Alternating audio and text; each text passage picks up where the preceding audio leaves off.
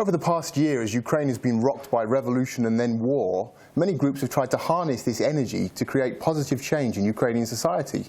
We're joined today by Alexandra Baklanova of the Nestor Group. Alexandra, thank you for joining us. Nestor Group is an organisation which brings together a group of professionals from a variety of backgrounds. You presented this week your vision for the next 10 years for change in Ukrainian society until 2025. One of the key messages I got reading through the documentation, having a look at the ideas that you raised, was this concept of the corruption consensus and how to break that. The idea that within Ukrainian society that had become very deeply embedded, this idea of people basically being accepting of the reality of corruption, and in order for real change to take place, that had to be somehow changed on a fundamental level. Could you tell us a little bit about how you think that can be achieved? Sure. First of all, we are basing our discussions and what we produce on the assumption that we only have the future that we collectively create together. It's not something that we just sit and wait until it comes upon us. It's something that we collectively create and move forward to. The corruption consensus is the short name we have found to describe how a big part of the society is working. So it's when we kind of, in public, we say that corruption is something unacceptable and bad, and then everybody understands that to operate in a society where we have a selective enforcement of impossible to implement laws, that's the way a person acts to kind of manage his or her life. So we come up to the fact that publicly a lot of people would say that corruption is not good, and then to simply lead a life, to go around our own business, they would have to engage in minor or bigger corruption. And it's one of the elements that destroys the kind of future we think we would like to have, and we think we would like our kids to inherit. It's like a vicious circle in a way, you mean? Exactly. And what we were looking forward is to find a way to break the vicious circle. How? There isn't a simple way. There isn't one step or one set of laws or rules you can create. It is a long and probably complicated process. So what we set to do is to figure out and share with the rest of the society what is the kind of Ukraine that we would like to live in, but at that the kind that would be still possible. I mean, we can hear a lot, especially these days, that, look, Germans are good with the rules. Let's bring in, say, German policemen. But then we understand that we don't have German population to obey the rules. So we only have the kind of Ukrainians who we are and who our neighbors and other countrymen are. And the task that we set is to think of the kind of vision that at the same time would be positive enough to have a social consensus that it is the country we want to live in. And from the other side, that it still should be possible to achieve with the kind of people that we are, the kind of history we have had, the kind of opportunities and traumas we had along the way. So the difference between a dream and a vision is that we try to find something that is implementable, that is possible in this country and with these people. So implementation implies cooperation with the government, with the authorities. How receptive are they to the ideas that you raise, and how much of it is just, yeah, well done, we support you, and then business as usual?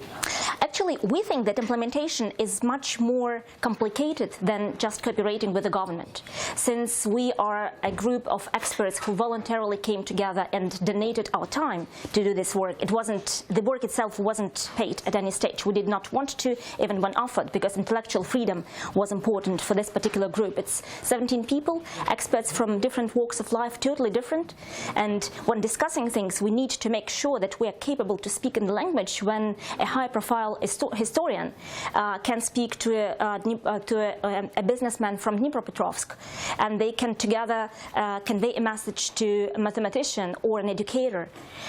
So we did need to to be able to discuss sometimes very complicated matters in a way that people from different disciplines, from different walks of life would be able to understand. To your question about implementation, to our mind, the ideal variant for the implementation is when it goes both top-down and bottom-up. Ukraine has a lot of intellect and a lot of energy. As you said in the beginning, the post-revolution levels of energy are huge sometimes.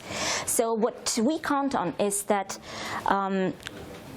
what we have developed, we share with the society. So from Tuesday on Tuesday we presented the vision, it belongs to the Ukrainian society. Whoever wants to design different steps for different options of implementing it, say a deputy of the local council asked a question on the presentation itself. What does it mean to him? And the answer is very simple: to look through the decisions that he faces, through through the filter of what the vision proposes, and see what fits and what doesn't. For example, does it help to fulfill the dignity, or does it open access for some resources, or does it just shift them from one group to another? Does it put the priorities for the nation modernization, or is it fixed in the past when we were on the stage of nation creation, and things, say, like the language, imposing the language, were very important? Because what we propose is that Ukrainian nation has been formed, so these actions that would usually be needed on the stage of forming a nation are less important than those that lead it to the future, that help it to go through modernization. So a deputy can implement, if he shares the vision, on his level. Political parties would compete not on what kind of future there should be, but who would be better to lead to the kind of future that people want. This was one of the things, actually, another issue that sprung up to me looking at the vision that you presented this week, this notion that the nation-building process was over and it was time to move to the civil society and the sustainable development stage. If you read the international media about Ukraine, that's often not the impression that's given. I'm not saying that's correct, but certainly what you often hear is this idea of a nation split, the identity crises. Do you think that's a valid argument still, or you're confident that argument, basically, that book is closed and Ukrainians, the majority at least, have now moved on from that? We were basing our work on solid academic research that existed and on social research that was available at the time. What we have now, and the conflict that is burning in Ukraine, a big part of it is brought from outside. It has no real, genuine ground inside. There is a question on which all Ukrainians, according to research, have been agreeing to, is that Ukraine should be an independent country, no matter what the region, no matter what the nationality, ethnicity, age, or sex. This is something on which there was a consensus in the society. The fact that we have the conflict means that the matter has been brought in. Actually, you can artificially bring up conflict matters probably in most of the societies. And if you have a powerful force working as a spoiler, from public discourse spoiler to directly bringing arms to those people who wouldn't agree, then certainly a conflict can still burn up probably almost in any place on earth. In terms of the conflict, it's been often said, at least, the idea that conducting reforms in a time of war or in time of heightened conflict is not a realistic proposal. Your report, your vision, cites two examples of Israel and South Korea where a conflict environment has not prevented those two countries from developing socially and economically to become, to establish developed nation standards of living. Exactly. Would you apply that directly, or what aspects of the experience of those two countries do you think are applicable to Ukraine?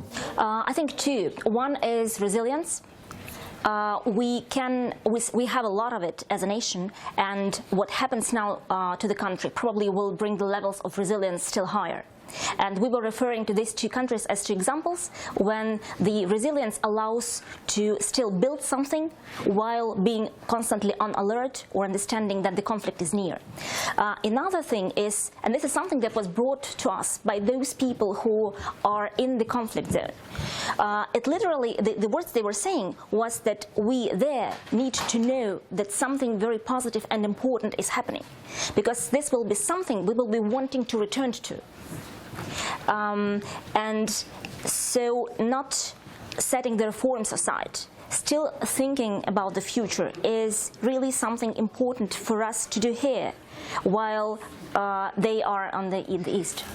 But the idea, or the notion at least, that the civil society and the population has trouble applying pressure to the government at a time when the government is defending the nation. It becomes not so much a reformist drive. It leaves people who are critical of the government open to accusations of lack of patriotism or even of treachery, for want of a better word. How do you square that circle? How can you keep the pressure on the government to continue the reforms whilst also supporting them as they're defending the country's territorial integrity? Look, whatever reforms we are talking about and whatever discussion of the future we're talking about, it doesn't imply that we do not need to win a war. We can have a totally different future if the war is lost. And it is not something that, it is not the kind of country that if we describe now that we want to live in, that this happens. What we discussed and what we were trying to formulate is the positive scenario.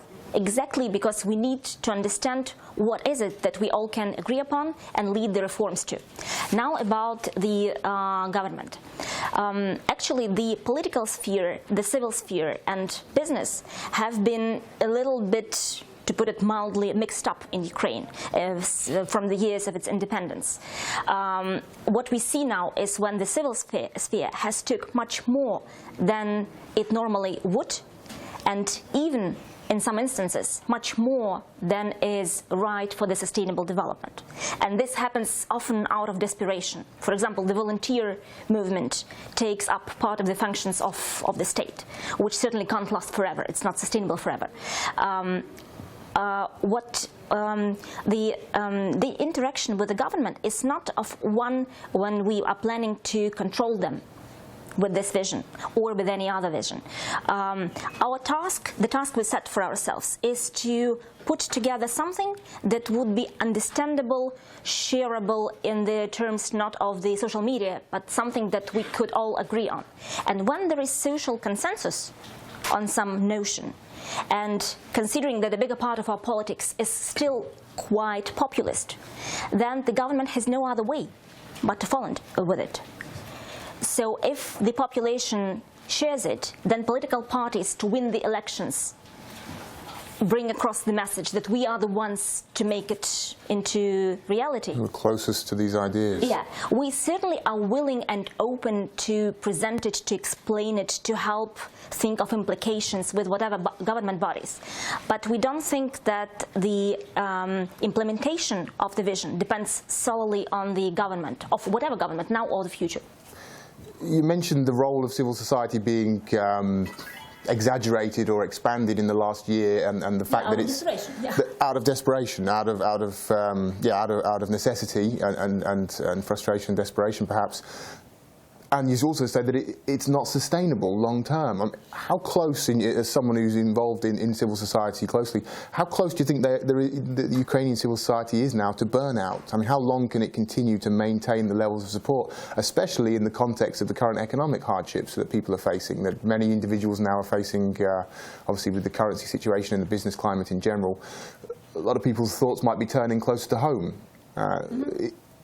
Are you concerned that we might reach a point within for example, the next few months or the next half year where people do turn away from their activism, where we see a drop down in this volunteerist spirit that's gripped the country?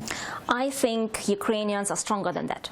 I think that the history, even if we take only the history of the 20th century, has shown that there is so much resilience this is something we were just speaking with you 5 minutes ago, yeah? Most probably the levels would not drop down, but the sacrifice will become larger and larger.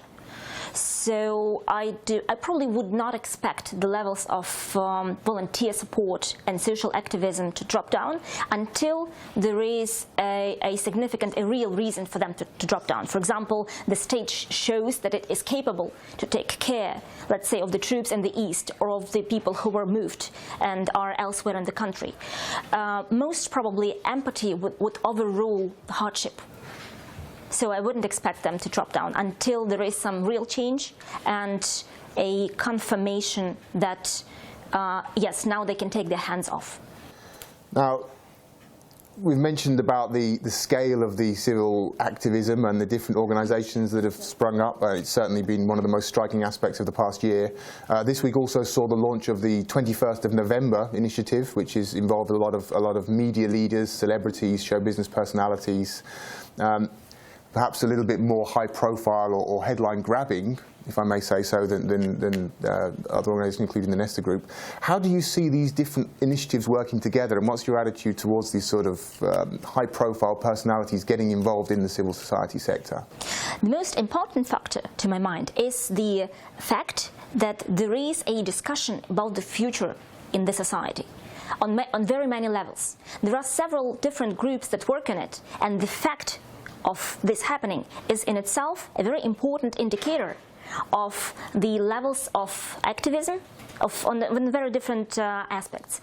And if we are capable of thinking about the future, we have better chances of getting the future we want. So, briefly answering your question, I think it's good that there are several groups who are engaged into thinking about the future. They do this in different aspects. There is the 1st of December group, which is the moral authority. There is Nova Kraina, which has brought together a widespread involvement of people with good education and those who care. So it actually means that whoever would want to get involved, there is a way for it. And it is a very positive way for this energy that was brought in by the revolution and opened up by the revolution to go into a very positive kind of way for the country.